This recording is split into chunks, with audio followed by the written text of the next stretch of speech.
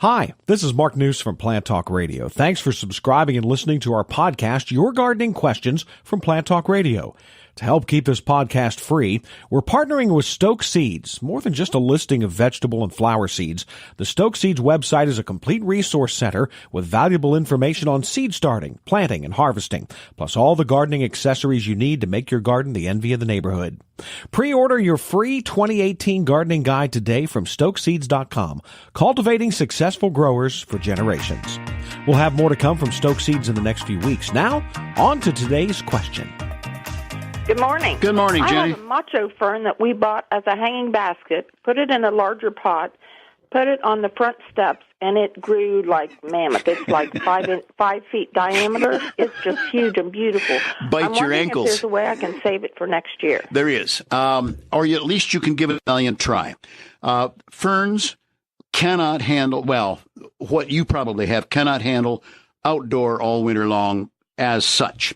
I would recommend that until we would know exactly which one, and that still might not be definitive, take it into the garage, water it before you take it in, let it drain out thoroughly and get it in so that it can stay in a cold, uniform temperature. Inside wall is best. I have actually hung a few potted plants of this kind or nature, shall we say, in the garage. Some people set them along a wall, whatever. You are most highly advised to save the root and lower stem area. So if the top dries out, don't panic. Be sure it is moist, but don't overwater and kill. Then in the spring, be it late March, very early April, cut it back to perhaps 3 or 4 inches tall. There'll be probably a great number of dead stems, but down in the crown will be what we'll call the primordia of the new beautiful plant. You get it all cleaned up, start to grow it, take it indoors if you wish, if you can handle it indoors. You start watering based on the amount of light you have, and as soon as you can take it back out, roughly May 15, back out it goes. Now, it's starting life over again from the root like a perennial plant would do in your outdoor garden.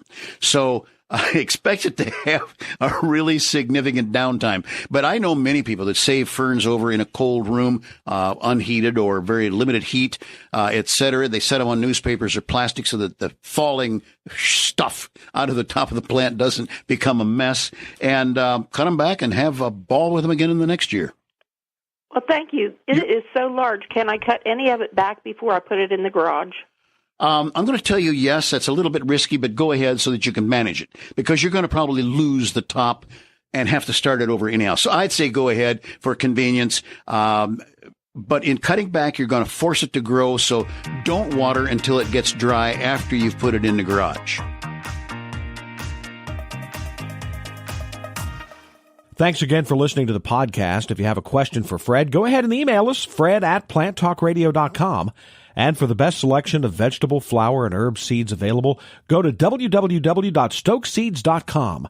Pre-order your free 2018 gardening guide today from stokeseeds.com. Cultivating successful growers for generations.